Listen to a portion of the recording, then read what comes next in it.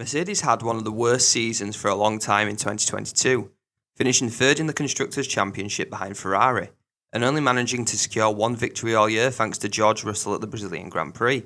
However, just when the W13 was starting to look a bit more like a competitive car, the car's performance at the Brazilian Grand Prix did not transfer over to the final race of the season, as Mercedes yet again lacked the pace and even had their first mechanical DNF of the season.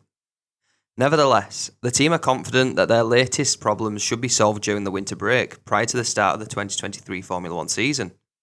In addition to this, Red Bull were found to have breached the budget cap in 2021 and will start the 2023 season at a disadvantage as they received a 10% reduction in wind tunnel time and a $7 million fine.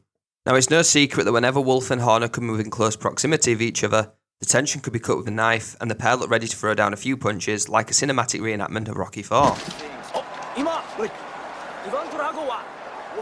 Something I've mentioned in the past, and have mentioned again now. Naturally, the pair cannot do this, and they both like to make subtle or not so subtle digs at one another whenever the opportunity arises. And Wolff has given his own predictions on how the penalty could cause major setbacks for Red Bull in 2023. We think 1 to 2 tenths of a second per lap above the season average. We offer the same social benefits from the canteen to maternity leave, insurance and so on, which are far above the usual norm. If you have 2 million more, you spend it on technology. We had the last technical update at Silverstone this year. Red Bull Racing had 4 after that. Wolff is of course referring to the factors that resulted in Red Bull going over the budget, and how the team still offers the same benefits without breaching any caps.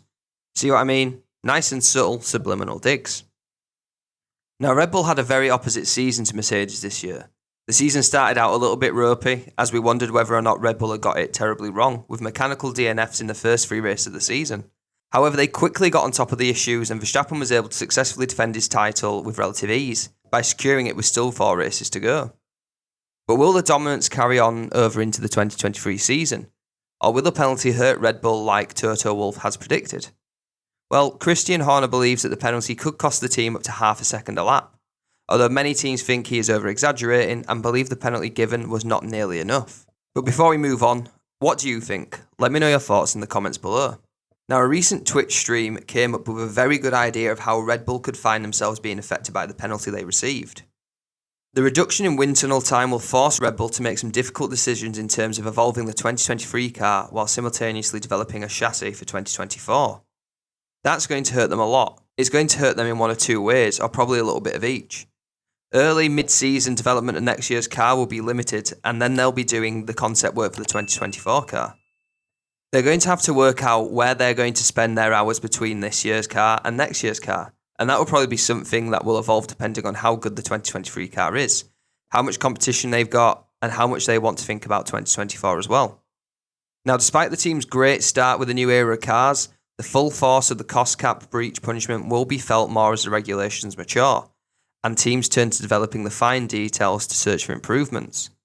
Now, that's a big loss for them. As we've got through this first year of regulations, the development curve is very steep, and it'll start to flatten out through next year as teams make their second stab at the regulations and develop that through the year. I think it will really hurt them because it's at this point when the development curve flattens off. Every one of those teams are looking at tinier things to make improvements, not big changes like we saw with the side pods earlier in the season.